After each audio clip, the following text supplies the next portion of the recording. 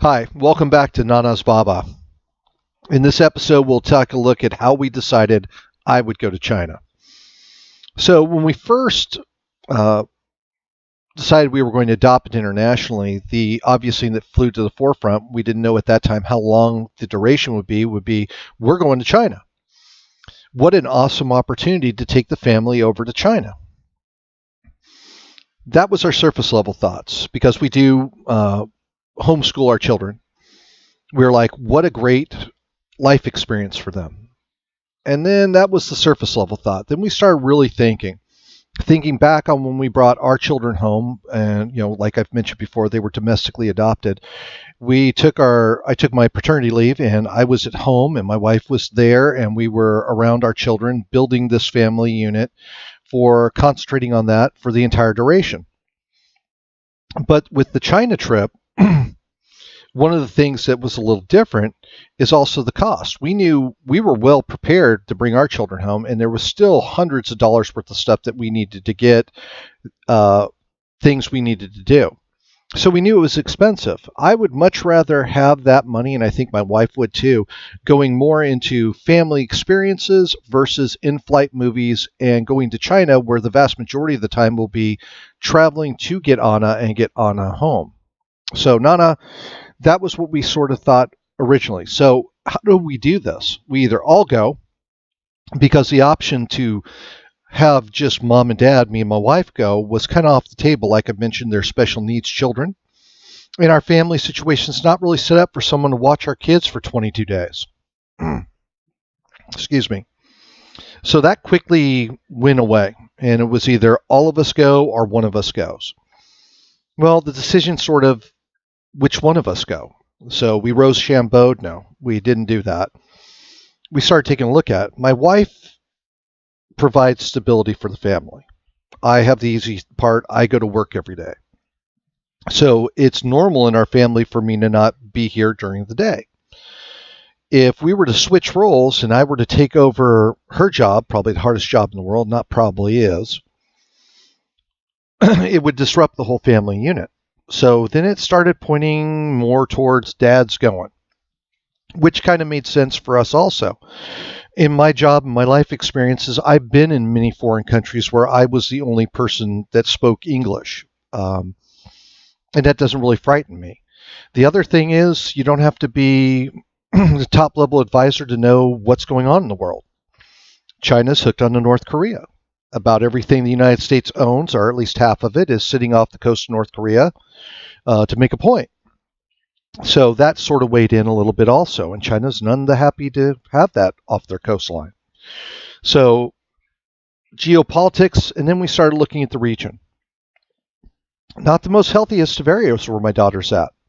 Um, and I wouldn't really want to willingly insert my children into here. By no means am I saying China's got problems. They don't. China's a beautiful country. It's remarkable how well it's managed for how many people it's got and how well they manage the resources and make that country work. That's not some political statement. It's just what went into our minds. So as we started going down this path, I was like, let's just kind of look at YouTube and see what's out there on dads going to China. So when I looked, I found a lot of pretty montages about some fathers going over there. I found a lot of stuff on Packing List and a lot of people videographing their journey over to China, picking up their daughter or son, and I Gotcha Days, and they were beautiful. And I'm not taking a thing away from those folks. But I was kind of looking for something about give me a clue. I want to find a video of a dad that's gone, and if not, I want to find a guy or a person that's at least prepped for this. And I didn't find anything. I might have not looked that well, but I didn't find anything. So, in absence of a clue, I decided to make one.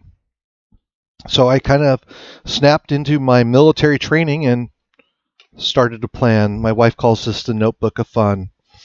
So as you can see, multiple pages of planning on this trip, and that's pretty much what started becoming my hobby after work until I would go to bed since we started this process. I mean, I owe it to Nana to be best prepared to try to make this as easy as a transition as possible for her. So as I started looking, I started thinking, and I kind of broke things down just for some baseline questions.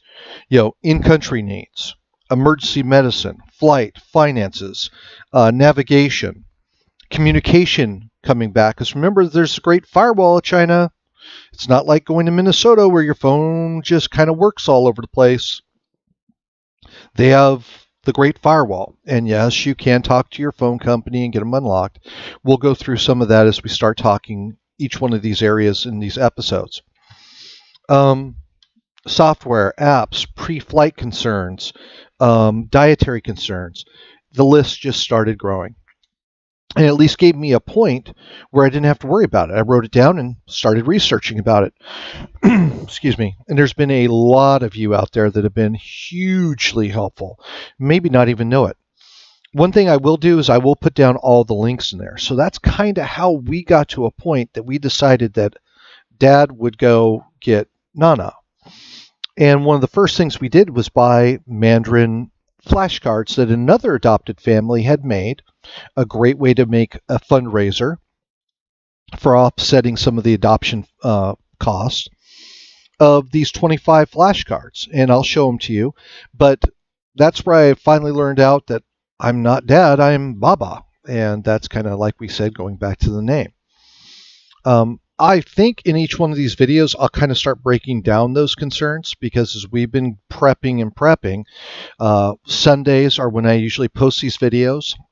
It's the days that I'm starting to get good with my electronics for this journey. The other thing is my wife thinks I'm a horrible photographer. Kind of am.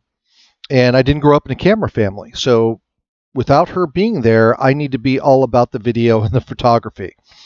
A friend of ours said, just hook a GoPro onto me and she can take still shots off of that. I think that's a pretty good idea, but that's where this whole idea of the video log, and also I wanted to give back. There's every person that's posted anything on China adoption has tried to give to this community because they were standing exactly where we're all been standing without a clue. So again, it's a thank you to the community out there.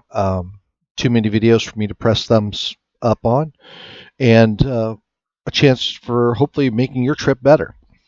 So we'll see you in the next one. Have a good night.